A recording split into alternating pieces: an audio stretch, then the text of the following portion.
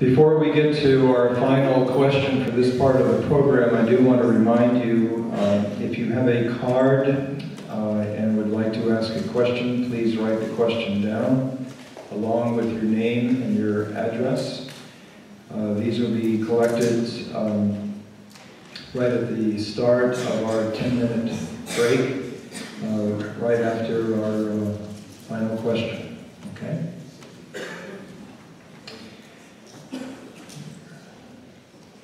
This is for Mrs. Walter.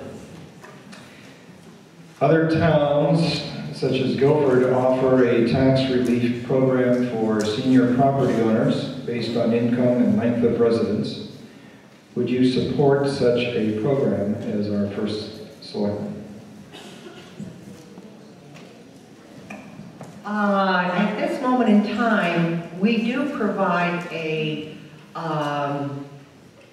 program of some tax abatement for our seniors. Could we do more? We can always do more. Could we do less? Yes.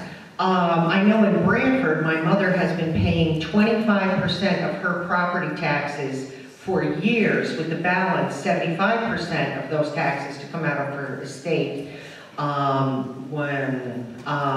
anyway, there are solutions and there are alternatives, and yeah, we need to explore this. We need to make maintaining and living in your own home as affordable as we possibly can for as long as we can. It's in the best interest of the individual, it's in the best interest of the town, and it's in the best interest of our society.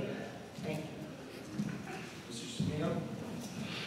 Might not be a politically correct answer, but if you taxes lower for one person, they're going to be higher for another. I do believe we have a program to assist seniors that need assistance, but I think we need to be very, very careful about reducing taxes when in fact we are already facing a reduced grand list.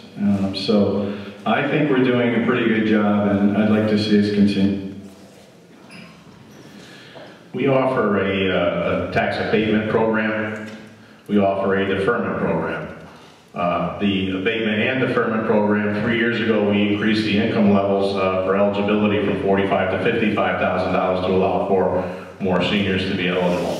The deferment is similar to Branford. You can defer up to 75% of your taxes at zero interest. Lien is placed on your property. So when your estate is sold, what have you, the town gets their money. The freeze program, it is dangerous. There's a flip side to everything. I agree with Mr. Semino on it. How would the guy that's 4 years old, the guy and the girl that are making $35,000, $40,000, maybe $50,000 collectively with a couple of kids feel about giving mom and pop that are still bringing in 90 grand a year a freeze on their property because the buck is being passed. It's going to be passed on to everybody else that's not eligible. I believe in Guilford it's up over $1 million now in lost revenue as a result of the freeze program that gets spread, the burden gets pushed on to everybody else in town that's not eligible. So that's a double-edged sword. We have increased the income levels. We do offer these programs. People don't like the deferment. They're scared. They're worried about having a lien on their property, even though it's a zero interest lien. They're worried about that. And the abatement program has been very successful. And we're always looking at alternatives. Thank you very much. Thank you all. At this time, we are going to take a 10-minute break. Board of Selectmen still exists. It's just not implementing the day-to-day functions of the town. A town manager is educated and trained and schooled in administration. It's what they do, rather than having someone who comes in running for this office having to learn these skills on the job. A town manager provides flow and sees that the plans that the 10-year plan that the Planning Commission puts forward gets implemented, puts the 10-year plan of the CEC forward for implementation, works to see that the Water Pollution Commission has what they need in order to move forward. It's one person who implements the desires of the taxpayer. The town planner is not a person of power, they are an implementer. They do what the town tells them to do. If you don't like them, you get rid of them. Plain and simple. You want me to read the question because I need it? I can have it. You can have it. This is a question for Mr. Fritz first. This has to do with a tax abatement program for firefighters asked by Peter and Gina Sullivan and Edward G. Abarino Jr. What about tax abatement program for firefighters? Where do you stand on continuing it? Are you interested in taking it away? What is your stance on tax abatement for fire department members? Well, I wholly support the program that we have for our firefighter tax abatement program. We're fortunate in the town of Clinton, we have an all-volunteer fire department. These men and women, when the bell rings in the middle of the night, middle of the party, while they're sound asleep, what have you, they respond. And they respond like no volunteer force in any other town. If all it takes to keep our volunteers active, keep them happy, keep us away from a $5 or $6 million a year paid fire department is $1,000 a year tax abatement. If that's all it takes to keep our volunteers happy, I support it. And I wish we could do more. And as time goes on, maybe we will have to do more. But I support our fire department. I think the abatement program is great. And quite frankly, the abatement doesn't apply, $1,000 doesn't apply to everybody. We have young people, we have people in the department have nothing more than a car. So all they're getting abated on is their car tax. And in order to be eligible for this program, you have to meet the department's requirements for attendance at meetings, training, response at calls, and the last thing you have to do, you have to be current with your taxes in order to be eligible.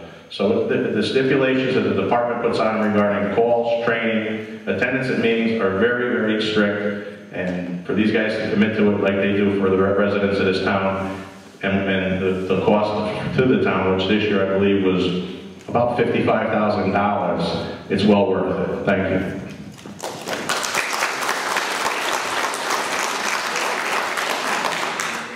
I have to say I absolutely agree. I think that the tax abatement that the fire department members get is very, very small return on the investment of their time, energy, and training that they go through, and their dedication and commitment. I can't imagine what this town would be like without these committed and wonderful people we have on the fire department. As a matter of fact, 2 years ago when I was running for the Board of Selectmen, I had a long talk with a member of the fire department about a pension fund for the fire department. And he explained to me the startup costs for that and how it would work and how it would start nominally, because there aren't that many members of the fire department that have been in service for the number of years he was describing, which I believe was something like 20 or 25 years.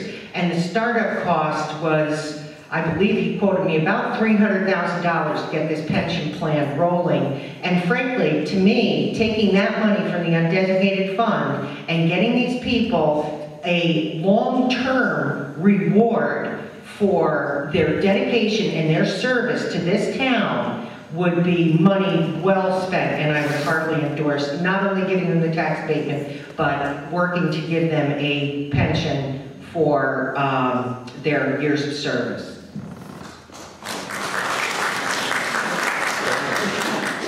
I'm going to guess that we're done with the tough questions because this one's a pretty easy one. Of course, we are so fortunate, as I said earlier, that we have this all-volunteer department and the size of it and the dedication, so that's a very easy one. Of course, I'm in favor of the $1,000 tax abatement that we give these individuals. Merely, this isn't compensation for their work. This is just a way of recognizing all the effort that they put in that we cannot pay them for.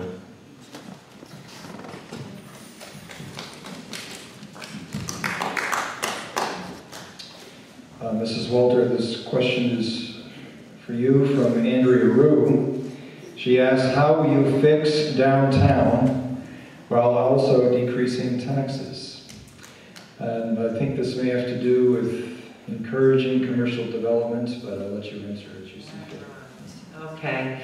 The first thing that we need to remember is that the state owns Route 1, and the state has been neglecting the structure of our main route for years and years and years, and we need to rectify that. We need to get the state interested in our downtown and at least correct the situation that exists with the curbs and the sidewalks. That is a start. That is a tiny start towards rehabilitating the structure downtown. And I think the second thing, which is on my list, my 90-day list, if elected, I have a business plan to approach business owners in town. I have had reports from various business owners that they have never once been contacted by anybody in the town hall asking how their business is going, where they see improvements could be made and stuff. But when I look at those vacant buildings, I think, who owns them? What is their goal? What is their agenda for that building? We need to get those people to take an interest in those buildings again. If that means giving them a tax incentive to get them to spend some money on beautifying and enhancing those structures so that people want to move into them and use them and create businesses downtown, then let's do that. Let's do that. We have lived in this vacuum so long that many times you drive through downtown and you don't realize that so many of the storefronts are empty. And you know what? Those are interesting structures there. They are architecturally unique, and they could be very cute if utilized in the right way. So we have to make this attractive to the owners of those buildings. And personally, I have every intention of going and finding those owners and speaking to them and presenting options for them.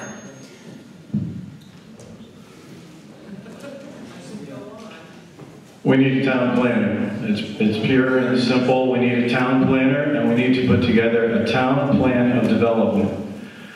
If we don't have a town plan, and we don't have a planner guiding us through this process, it's not going to happen.